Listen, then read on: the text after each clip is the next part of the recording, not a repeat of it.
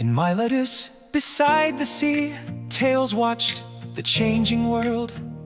He asked what nature might be made of and how its hidden rules unfurled. Instead of blaming every event on quarrels among the gods, he searched for causes within nature and opened new philosophical roads. Thales asked for one first principle, a source beneath the things we see. He proposed that water was fundamental, flowing through reality. Water nourished plants and creatures, changed from liquid mist and ice. His answer was not modern science, but the question changed human thought. He looked for patterns in the heavens, studying shadows, stars, and sun. Later stories praised his knowledge, though not every claim is known. Tradition linked him with an eclipse and measurements made from light. What mattered was his natural method: observe, compare, and reason right. Geometry also shaped his learning. Lines and angles offered proof. Stories tell of heights being measured by shadows cast from wall and roof. Ideas traveled through the region between Egypt, Greece, and more. Knowledge grew through shared discoveries, not behind one guarded door. Thales did not solve all nature, and water could not explain it all. Yet he treated the world as ordered, open to questions great and small. A cause could be investigated rather than simply declared divine. That shift helped later thinkers search for principles they could define. His city stood where cultures mingled. Trade brought stories, maths, and skill. Thales learned within that crossing, then asked deeper questions still. What is change and what continues? What lies under every form? These became enduring problems for philosophy newly born. Later Greeks called him a wise man, one among the honored seven. Yet the details of his lifetime come through stories shaped much later. We should separate firm knowledge from legends polished through the years. Still his role remains important. He made natural questions clear. Every science starts by asking, what explains the things we find? Thales placed the natural world before the searching human mind. His answer may seem simple now, but his method traveled far. Seek a cause within the cosmos, then test how strong your reasons are. From the shoreline of Miletus, a different kind of question grew. Nature might contain its causes, and human thought could follow clues. Thales stands near philosophy's beginning, not because each claim was right, but because he asked for reasons in the world before his sight.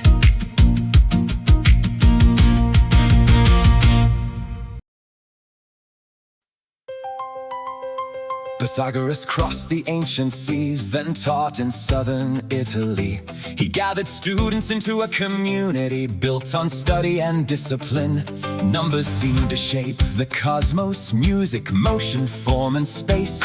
For his followers, mathematics revealed an ordered universe. The Pythagoreans lived together, sharing rules in daily work. Learning joined with moral practice, and some teachings stayed concealed. Their community included women, unusual in the ancient Greek world. Yet much about their founders' life was later wrapped in legend. They heard that stretched string sounded different notes through measured length. Simple ratios formed an octave, showing number inside sound. Music was not a random pleasure, pattern governed harmony. This connection joined mathematics with the beauty people hear. A theorem bears Pythagoras' name. Right triangles obey a rule. The square a upon the longest side equals both remaining squares. Other cultures knew related methods before his school became renowned. Still, the Pythagorean tradition made proof central and profound. They pictured number as a structure, dots arranged in ordered forms. Odd and even, square and triangle carried qualities and norms. Some beliefs became symbolic, mixing maths with sacred thought. Yet their search for hidden order changed the questions scholars brought.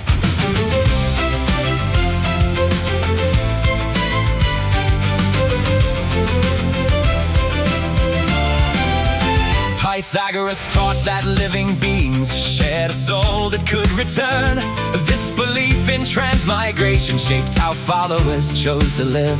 Diet, conduct, self-control, and purification formed one way. Mathematics and moral purpose met within their common day.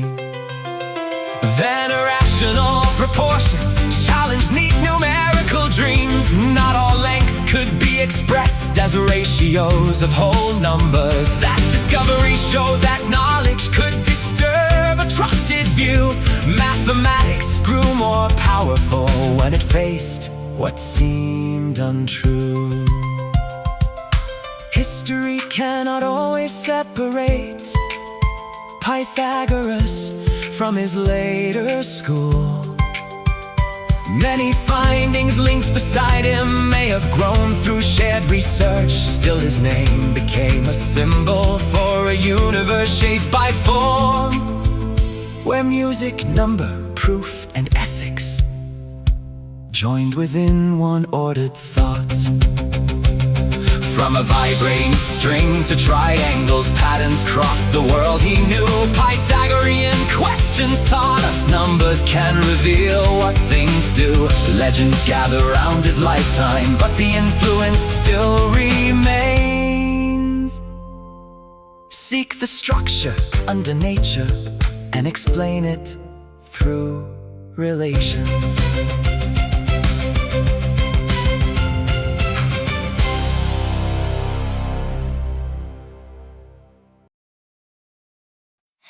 Confucius lived through troubled years when rival states competed. He asked how families and rulers could make a fractured society whole. His answer started with character, learning duty and respect. A peaceful state required people to improve how they would act. He traveled, taught, and advised, seeking rulers willing to learn. Power alone could not create the trust a leader had to earn. A ruler should lead through virtue like a steady guiding star. People follow worthy conduct more than punishments from afar. Ren expressed humane concern, a care for others in daily life. Lai described appropriate conduct, ritual courtesy and respect. Neither meant an empty performance, both should shape the heart within. Good behavior joined with feeling could make social harmony begin. Confucius valued family duties, especially care between generations. Filial respect connected households to wider moral obligations. Yet respect was not mere silence. Leaders also had to be just. Every role carried responsibilities, and order depended upon trust. Education could transform a person, not only those of noble birth. Students learned from ancient wisdom, then considered what it was worth.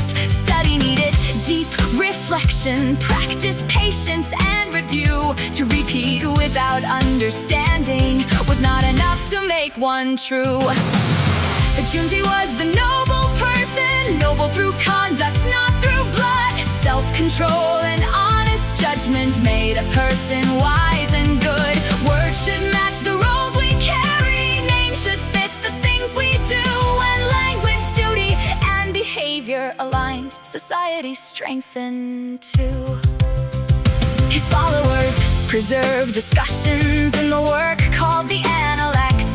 Short remarks and conversations show a teacher who reflects. Later dynasties shaped education around interpretations of his thoughts. Across East Asia, generations studied lessons that he taught. Confucian traditions changed with history, and debates continue still. Some praise duty and community, others question hierarchy. Yet his central challenge remains: how can character support the whole? Build humane relationships daily, then let virtue guide each role. Confucius did not promise quick reform through force imposed above. He began with careful learning, faithful conduct, trust, and love. From the household to the government, every action leaves a trace. A better world begins with people practicing virtue face to face.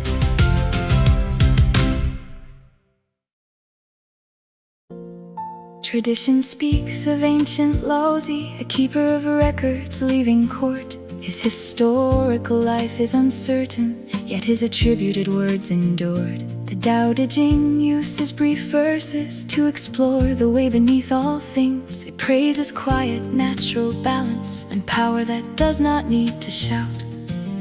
The Tao cannot be fully captured by any name that people choose. Words can point toward the mystery, but no description holds it all. Everything emerges through the way, changes, passes, and returns. Wisdom starts with careful humility before the depth we cannot bind. Wu Wei means effortless action, not refusing everything we face. It means acting with the pattern without forcing time or place. Water moves around an obstacle, soft, persistent, low and clear. What appears to have no power can reshape the hardest stone.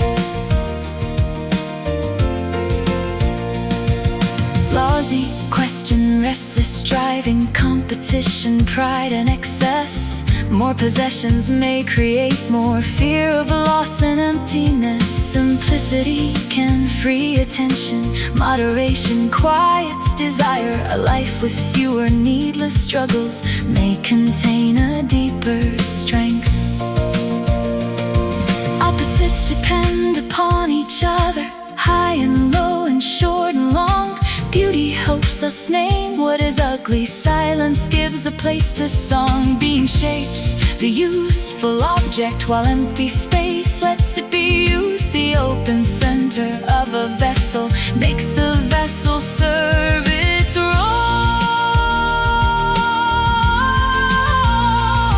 For rulers, the text advises gentle leadership and restraint. Heavy laws and constant meddling may produce the harm they fight. The finest leader does not boast when peaceful work has been achieved. People may say, when all is finished, we accomplished this ourselves.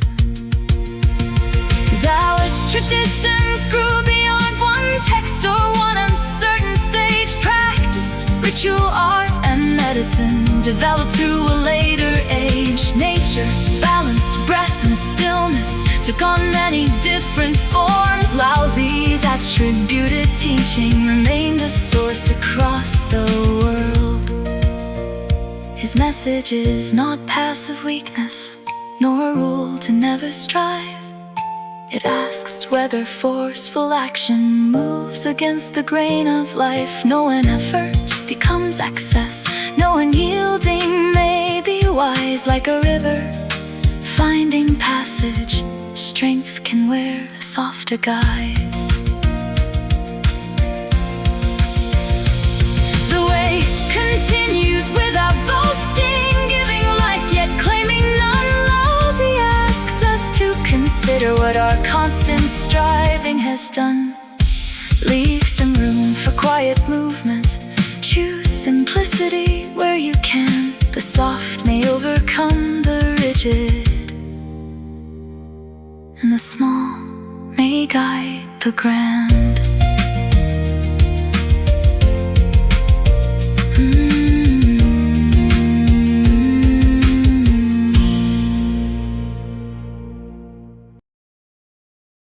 Siddhartha Gautama left privilege to understand why people suffer. Age and sickness, death and sorrow made him search beyond comfort. After years of harsh denial, he rejected every extreme. Beneath a tree, tradition teaches, he awakened to a middle way. The first noble truth observes that suffering marks conditioned life. Pleasure changes, bodies weaken, and attachments carry strife. This teaching does not say that living contains no happiness or light. It asks us to see instability without pretending all is right. The second truth identifies craving, clinging tightly to desire.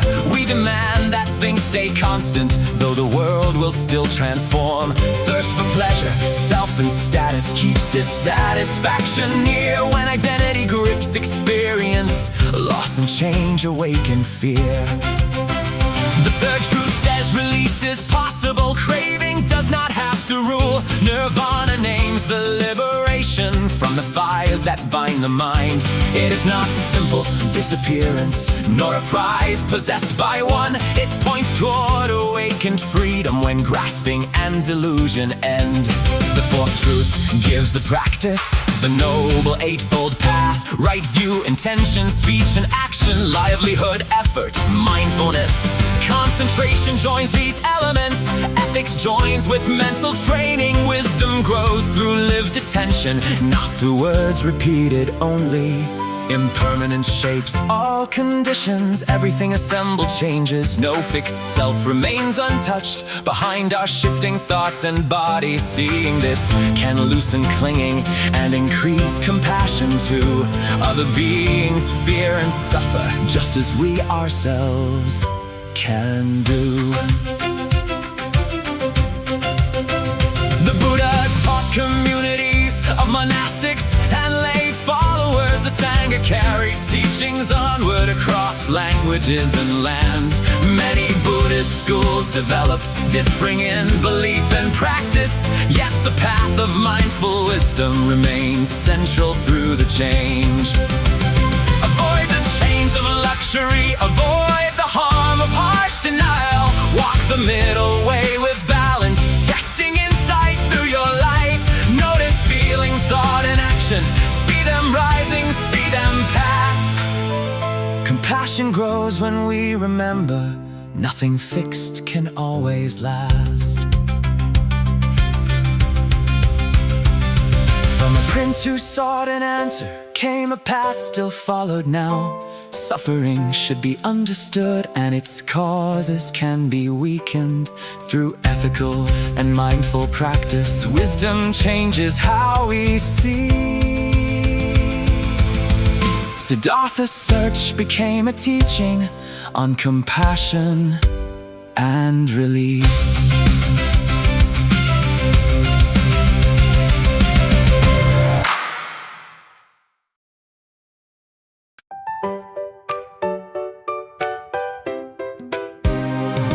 Heraclitus lived in Ephesus, watching life transform and flow. Only fragments of his writing let us hear the thoughts we know. He spoke in riddles, sharp and layered, calling readers to reflect. Beneath the conflict of appearances, he searched for order and connection. You cannot step in the same river, captures change from moment to moment. Water passes, people alter, nothing living stays unchanged. Yet the river keeps its pattern while its contents move away. Identity can hold through difference, even as conditions never stay. Heraclitus spoke about the logos, an ordering account or law. Though the world appears divided, reason may reveal what joins it. Most people live without attending to the pattern all around. Wisdom comes from understanding what is common and profound. Fire became his central image, always living through exchange. Fuel becomes a flame in ashes, showing continuity through change. He did not simply claim that everything was ordinary fire alone. Fire represented transformation, measure, balance, and return. opposites can form one process, day and night, and war and peace. A road upward and a road downward, maybe one road seen two ways. Tension makes the bow effective, different notes can't form a tune. Harmony is often hidden where opposing forces meet.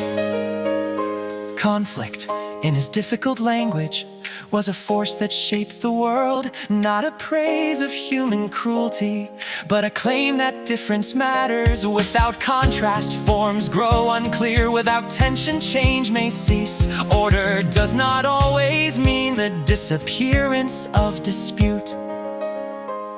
Heraclitus challenged easy certainty and the comfort of fixed things. The senses show a changing world, but thought must grasp what change reveals. His fragments influenced later Stoics, poets, and philosophers. Modern readers still debate how every cryptic sentence fits.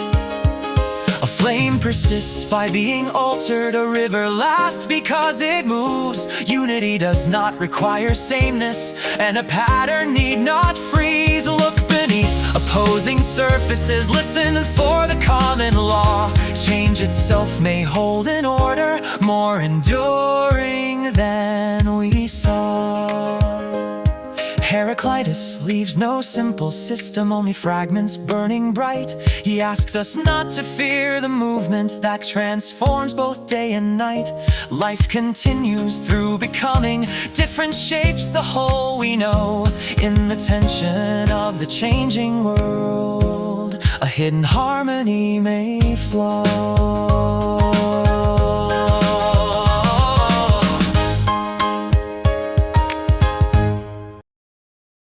Parmenides came from Elia, writing philosophy as a poem. A goddess offered him two pathways, truth and mortal opinion. His argument was deeply radical, challenging what the senses show. Can reality truly alter, or does reason answer no? Parmenides began with being. What is, what is not.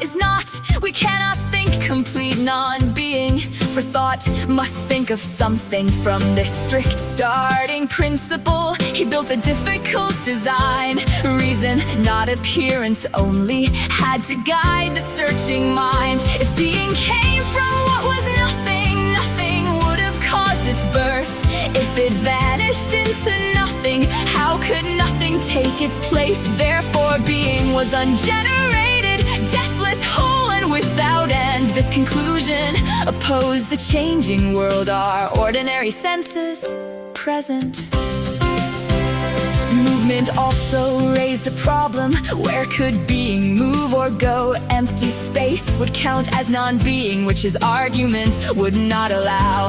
Difference, birth, and separation seemed impossible as well. Logic led him toward a cosmos nothing could divide or swell. The way of truth described this being, unified and complete. The way of opinion then presented how the mortal world appears. Scholars still debate the purpose of the cosmology he gave. Was it merely false appearance, or the best account that mortals make?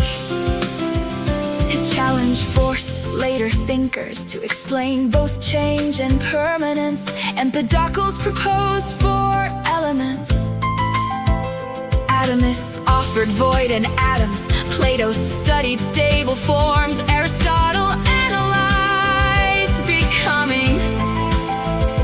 Parmenides made every system face the power of his reasoning. His argument may sound impossible since we watch things move and grow. Yet philosophy must explain why experience deserves belief. Senses can mislead our judgment. Reason can also overreach. Knowledge grows by testing carefully what each way of knowing teaches. Heraclitus stressed becoming. Parmenides defended being. One saw movement everywhere, one made permanent supreme. Their opposition shaped a question running through philosophy. How can something stay itself while changing in into what it will be. From a poem came a challenge, still alive in thought today. Do not trust appearances blindly, follow arguments all the way. Yet asked whether strict conclusions match the world that we encounter, Parmenides made reason powerful and made change a deeper problem.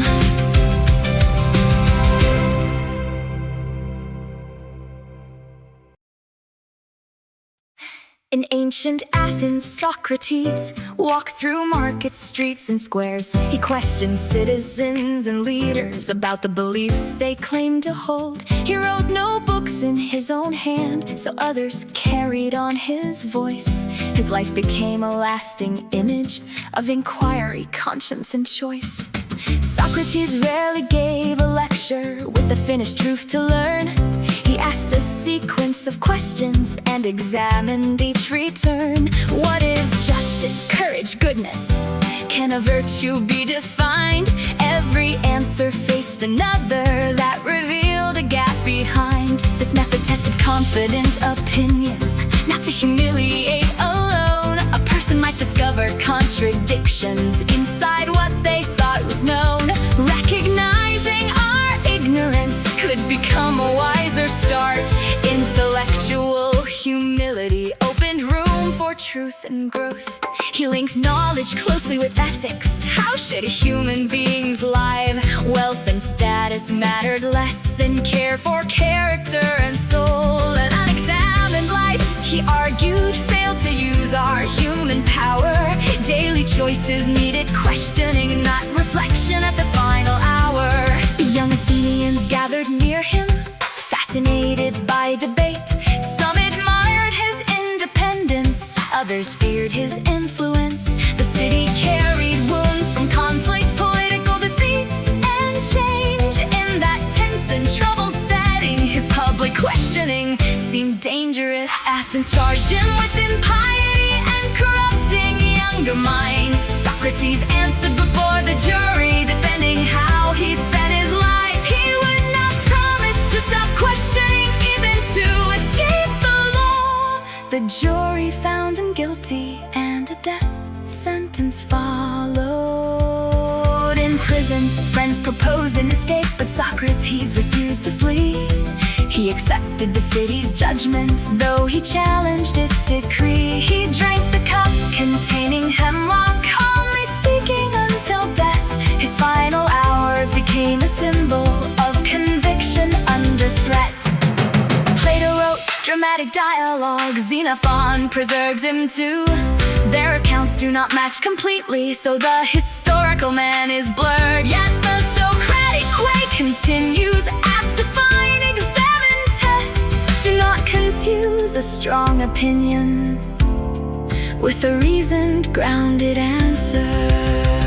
Socrates left no written doctrine, but his questions traveled far. He made philosophy a practice for examining who we are. Courage can include admitting that our knowledge may be small. The examined life keeps asking, what is true and good for all?